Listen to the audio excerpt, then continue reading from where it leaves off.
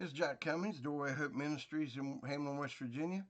Thank you for joining me for Come Now, Let Us Reason 15 Minutes with Pastor Jack. Probably going to be longer than 15 minutes, but I thank you for joining me anyway. This is Lesson 30, the Sixth Seal, a whole lot of shaking going on, Part 3. And again, thank you for joining me. If this is your first time, welcome. If you're a regular or subscriber, I appreciate your time, so let's get right into it. Now, I've really wrestled around quite a bit about the best way to present today's lesson, but I think we'll just take it line by line and go through it. Again, our text is the sixth seal in Revelation 6. And so when we look back on our text, I hope you've watched lesson 29, because this is just picking up where we left off. And so when we look at our first text, it's Revelation 6:12, and it says, "And I beheld when he had opened the sixth seal, and lo, there was a great earthquake." Okay? Now, we've already discussed that the crisis of the 3rd century was ended with the ascension of Diocletian to the throne, and this happened in 284 AD. So, in 286 AD, Diocletian separated the empire into two parts. He claimed that the empire was too great to be controlled by one man, and he made Maximian his co-emperor. And Diocletian ruled the east, and Maximian ruled the west. So the empire was split. All right. So the following year, so that would have been so the following year in 287, the relationship was redefined in religious terms, and Diocletian assumed the title of Iovis, which literally meant Jupiter. Now, for those of y'all that don't know anything about mythology and stuff, Jupiter was considered to be a god. And so he had all the power. He was the big guy. He was the big kahuna. He was a god. And so then they looked upon him they used that title. They did not literally believe that he was a god, but they used that title for him because of the two emperors, Diocletian and Maximian. They considered Diocletian, and so did Diocletian, and so did Maximian. They considered him to be like Jupiter, who was a god, and Maximian was referred to as Herculeus, I'm sorry, which meant Hercules. Now, if you know about Hercules, Hercules was not a god. He was a son of a god.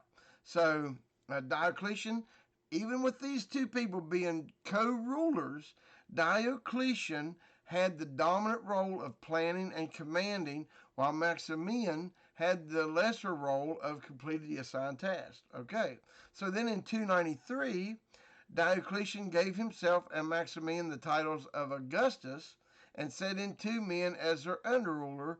There were Caesars, Galerius and Constantius, thus splitting the empire again, making it a tetrarchy. So there was 4 different rulers. So they started out with Diocletian, then it split, and then it split again. I want to tell you, when you start looking at this 6th seal and you see this great earthquake, I think you'll be amazed at this earthquake that comes. We talked about last time how you say somebody won by a landslide. We just had a bunch of upsets in Virginia where a lot of people won, and they said there was an earthquake that hit the Democratic Party. God is talking to us symbolically about the earthquake that was going to hit the Roman Empire. And we're going to go through it. I thought it was fascinating, absolutely fascinating. So now, in 9 years, he became emperor. He ruled it all in 284, and in 9 years, there was 4 different people ruling the empire. So there was a great earthquake. All right, let's see this. Now, in 305 AD, so that went from 293 to 305, so that was 12 years later. Diocletian and Maximian, they retired, and they retired in separate ceremonies. One was in the east, one was in the west, but on the same day they both retired. Okay, so so the guys that was underneath them, Galerius and Constantius, they just simply moved up and took the titles of Augustus. Isn't that a great idea? That's a pretty good plan, I think. Now, everyone expected Maximian's son, Maxentius. I want to apologize right now, but I'm going to tell you, if you follow my slides, I know a lot of people, and I do the same thing. A lot of times I'll put something on and just listen to it and not really watch it. When we start really getting into these slides with these names, I think if you follow the slides, I think you'll get a better understanding of exactly what took place. And trust me, we got a load of slides. That's one of the reasons why it's taken me so long to do this teaching, and the last teaching was because I had to get all these slides ready so that we could all wrap our heads around exactly what happened.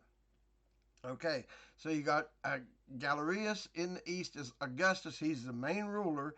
Maximinius is his Caesar in the east. In the west, you got Constantius, and he was Augustus, but he was actually, even though he was Augustus, he was not actually equal to Galerius. Galerius was really the supreme ruler, but Constantius was the sort of his under ruler, but he still had the title of Augustus. And then Severus was Caesar. Those two guys was over in the west. Okay, so um, everybody expected Maximian's son Maxentius and Constantius' son Constantine, remember that name, Constantine, to be appointed as Caesars, because Galerius and Constantius moved up. They was expecting those two guys, sons, to step in as Caesars. But that's not what took place. Galerius, who was again the supreme ruler, his old army buddy was Severus, so he set him in as Caesar instead of Constantine, and his nephew was Maximinius. So he set them in. You know, he was the main guy, so he set these two guys in, both as Caesars, and it ticked off Constantine and ticked off Maxentius. Okay, however, um, in 306 A.D., Constantius died. And when Constantius died, in a rather bold move, I believe, Constantine stepped up and proclaimed himself to be Augustus. So Constantine was pretty eager to make a name for himself. And when you start reading through the Roman Empire, you'll find out that a lot of these guys they were big feeling guys. They had big plans. They had, bold plans. And so he stepped up and proclaimed himself to be Augustus. Now, Galerius said not so fast and set him in as Caesar under Severus. So when the dust settled, you had Galerius again as Augustus in the east, also the head emperor. I mean, if Severus had a problem, he was going to go to Galerius and ask him for help or whatever. Galerius was, it's just like a marriage. It's just like you've got a husband, and I'm not coming against anything, but ladies and gentlemen, God has put a man as the head of the house. And the woman is the head of the house, but she answers to the man. And the man's supposed to love her and take care of her. And didn't mean to go down this road, but it's a very good symbol. It's a very good example of the way this was. And then obviously Maximinius answered to Galerius, and Constantine answered to Severus. So when the dust settled, that's what you had. Okay? So, again, Galerius was the dominant Augustus, ruling in the east, with Severus, the other Augustus, the lesser, ruling in the west. Galerius had Maximus Caesar under him, and Severus had Constantine as Caesar under him. So this is how it looked in 306. So let's go ahead and pull that up. This is how 306 AD came in. All right. So now I'm going to be going again. I've told you I'm going to be going through a lot of slides. It took a good while to get this all settled in my head, but I think I can pass it along rather easily now. Okay, so here we go. All right. So Maximian's son, after Constantine became Caesar, now Maxentius and Constantine actually had grown up together. They were friends, which you'll find out being friends back in Roman times didn't mean a whole lot. But when Constantine became Caesar, it made Maxentius a little bit perturbed. So he was jealous of Constantine and had some imperial guardsmen declare him as Augustus in Rome. All right. So he sort of took over Rome. He took over that city. And he apparently had some authority over the city given to him by the Senate, but now he was claiming more. He was claiming to be more than that. And Rome was part of the territory that Severus was over, which he was ruling from a city called Mediolanum. Okay. Now Galerius, again, he's the top ruler, refused to acknowledge Maxentius as anything, and he sent Severus to Rome to defeat Maxentius. Okay. So he took an army down there to get rid of him. Long story short, Severus wound up as a hostage. How nice. And now Maxentius didn't kill him then, but he was a hostage. All right. So that's pretty good. So shortly after that, Maximian, remember Maximian, the Hercules to Diocletian, the moon to Diocletian's son, he came out of retirement and joined his son in Rome. And in 307, Galerius took an army and went up against Maxentius in Rome himself. He said, I'm tired of this guy. So he went down to defeat these two guys in Rome. All right. Now, he failed and he had to retreat. So there we go, back. He went back. And then also, Maxentius, he killed Severus. After, he had him hostage. And so then after Galerius came down and attacked him, he went ahead and just killed that guy. So Maxentius was set up in Rome. So he was building Rome's defenses, and his dad, Maximian, he went to Constantine to strike up a deal to keep the two families together. I mean, because all these guys are worried about the other guy. They don't trust each other and all these different things. And again, Constantine and Maxentius grew up together, and so the families was close. And so he went to Constantine to strike up a deal to keep the two families together. And so in 307, Constantine married Maximian's daughter, which would have been Maxentius' sister. Hooray. Everybody loves a wedding. A wonderful time was had by all. Anyway, in 308, Maximian rose up against Maxentius. Now, Maxentius is Maximian's son, but Maximian rose up against Maxentius, and things did not quite go the way that he planned.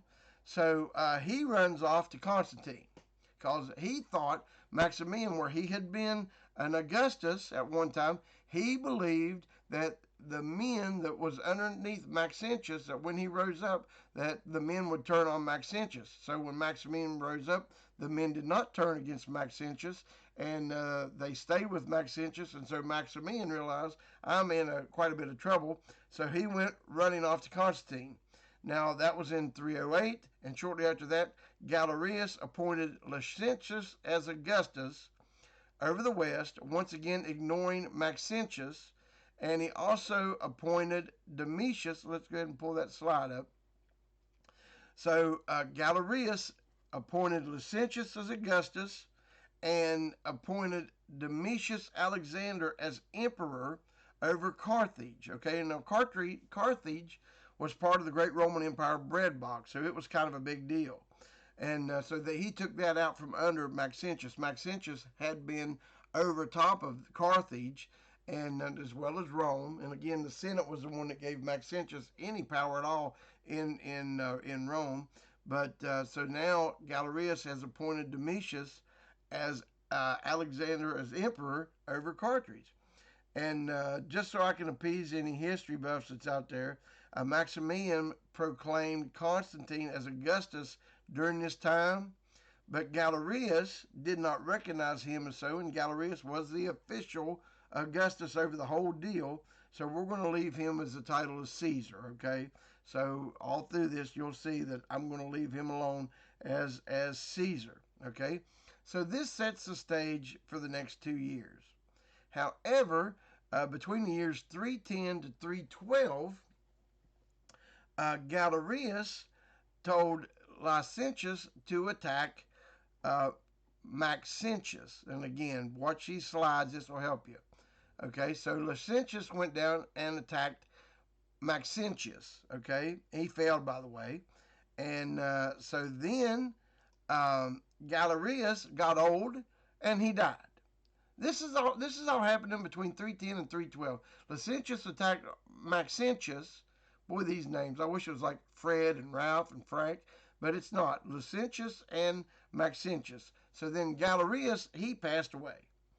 Now, when upon hearing the news that Galerius had passed away, Maximinus attacked Licinius. This four-part rulership, this tetrarchy, just was great, wasn't it? And so then after Maximinus attacked Licinius, then Maxentius attacked uh, Domitius. I can bear these names. I'm sorry. He was victorious, by the way. And somewhere in this timeline, Maximinian, the Hercules, caught Constantine away fighting the Franks and proclaimed himself to be Augustus. All right. Now, again, that guy got killed. Maxentius killed that guy.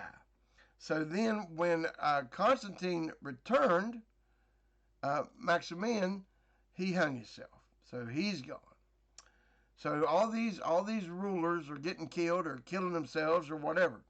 So then later, Constantine met Maxentius at the Battle of the Milvian Bridge. Now that's kind of a big deal. That Maxentius met Constantine at the Battle of the Milvian Bridge. Few folks have figured out why that happened, because Maxentius had always been victorious when he stayed in Rome, which he had made into a fortress. Basically, he'd built Rome up to be a big deal. When Licinius came down and fought him, he had no luck. Anytime that he got attacked, when Galerius came down and attacked him, he had no luck because Maxentius had built Rome up into a virtual fortress. Okay, but for some reason, he decided that he would go out and he would fight Constantine at the Milvian Bridge. Now, some folks speculate that soothsayers told him that he would be victorious and finally rise to the elevated heights of Augustus at last. Now, legend tells us that the day before the battle, Constantine had a vision from God. Some of you may have heard this. Some people say it was a vision. Some people say it was a dream in which he was told to conquer under the sign of the cross, which a lot of historians say was not a cross at all, but was the Cairo. This is the Cairo. That's what the Cairo looks like. And what that means, it means Christ. You take the Greek letter chi and the Greek letter rho, and it meant Christ. Now, as far as a vision or a dream, there's a lot of different versions of this event. Regardless of the truth, they met on the bridge, and Constantine was victorious. Now, while running back to Rome, Maxentius fell into the river, and he drowned. So Maxentius is gone now. So, and the reason I left him in red all that time was because he was a rebel. He was never really recognized as being much by the main guy, Galerius, and he always had trouble with him. So Maxentius was always in a state of rebellion in a way. All right, so now Constantine is now Augustus of the Western Roman Empire. He's got it all. He immediately marched into Rome. One of his first acts was to issue the Edict of Milan. The Edict of Milan, it put an end to all religious persecution in the West. So remember I told you that the Great Persecution, the Diocletian persecution, lasted from 303 to 313. Now you got to just imagine how quickly this turned around. As soon as Constantine became emperor in 312, he goes down and he puts an end in the western part to the religious persecution. Praise the Lord. Now, when we look back at the fifth seal, we look back at that, what do we see? It says, and when he had opened the fifth seal, I saw under the altar the souls of them that were slain for the word of God and for the testimony which they held. And they cried with a loud voice, saying, How long, O Lord, holy and true, dost thou not judge and avenge our blood on them that dwell on the earth? And white robes were given unto every one of them, and it was said unto them that they should rest yet for a little season, until their fellow servants also and their brethren that should be killed as they were, should be fulfilled.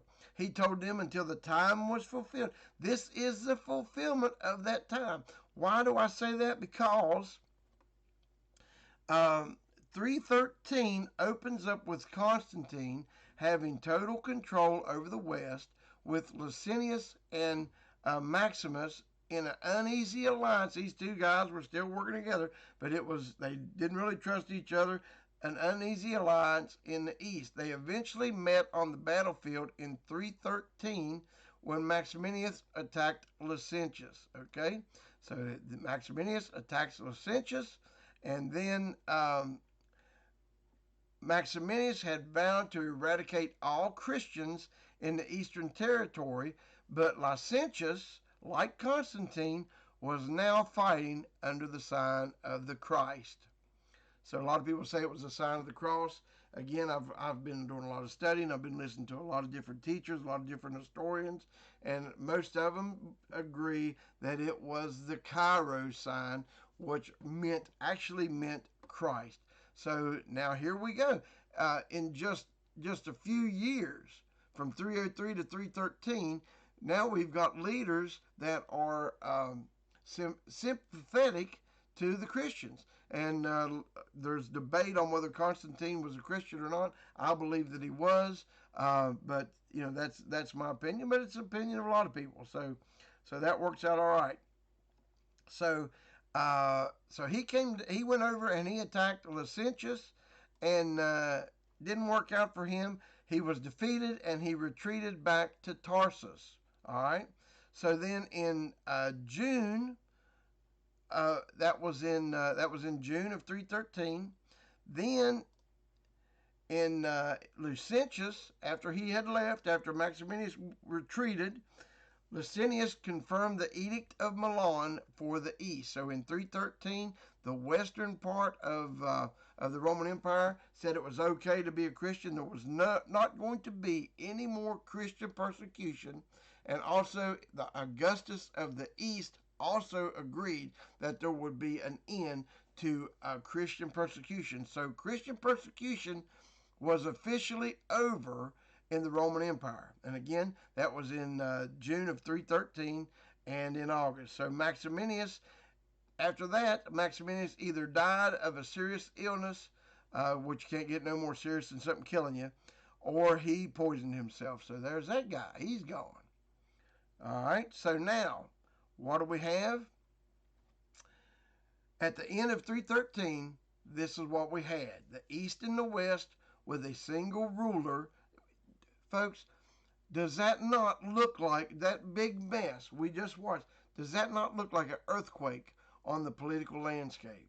They went from one ruler to two rulers to four rulers to those four rulers trying to kill one another and take over, and there was a big battle and all this stuff.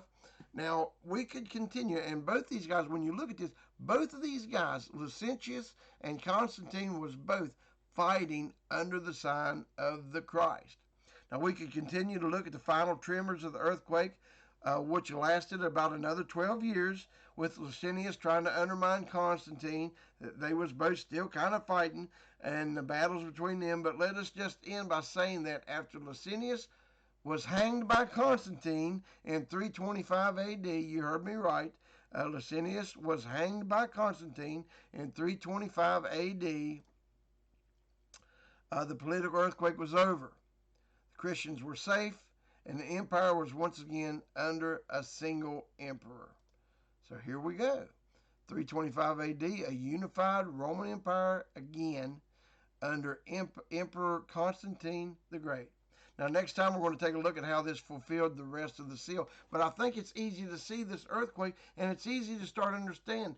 How did the sun go dark? Well, the sun and the moon and the stars, the Augustus, the Caesars, the ruling Augustus and the inferior Augustus, the Jupiter to the Hercules, they were no more. The other ruling Caesars, they were no more. It all fell apart. We understand now how the heavens rolled away. Now all of a sudden you look and you say, well, who's the emperor of the East? There ain't no emperor of the East. Constantine's over it all. So we get that. We understand that now. And I'm going to show you, man, did the empire really change. It really, really changed after it became, because we're not a Christian nation yet. The Roman Empire, a lot of people say that Constantine made Rome a Christian empire. He did not. What he did, he made it legal to be a Christian. The persecutions of the Christians was over. Later, a few emperors later, it actually became a Christian nation. And we're going to get into that. But it's easy to see now when we start looking at the sixth seal and we start looking at chapter 7 of Revelation, and we see this great number that no man could number. Who are these people? He said these are the people that came out of great tribulation. These are no more would the Christians be persecuted under the Roman Empire. That's where you get your crowd. Those are the people that was persecuted under the Roman Empire. And with this earthquake, with this change, with the falling of the sun and the moon and the stars, and with the rise of Constantine and the rise of these other people. And what's it say? Hide us from him that sits on the throne. What happened? A Christian became king, a Christian became emperor over the Roman Empire. What did that do to the people who was worshiping the false gods when all of a sudden, and again, it wasn't Constantine, it was later, when all of a sudden they were told they could no longer worship the pagan gods of Rome. Now they had to worship the Christ. If they wanted to continue worshiping those false gods, guess where they had to do it? In the caves, in the mountains. They had to hide. They had to hide their faces from the Roman Empire and do it in secret. Just exactly like the Christians had to worship their Christ through the years of the persecution. I tell you, God is just in His judgment. Praise God. So I hope you got something out of this. May the Lord bless thee and keep thee. May the Lord make His face shine upon thee and be gracious unto thee. May the Lord lift up His countenance upon thee and give thee peace. I bless thee in Jesus' name. Thank you for joining me. Please like, share, and or subscribe. I look forward to seeing you next time. God bless you.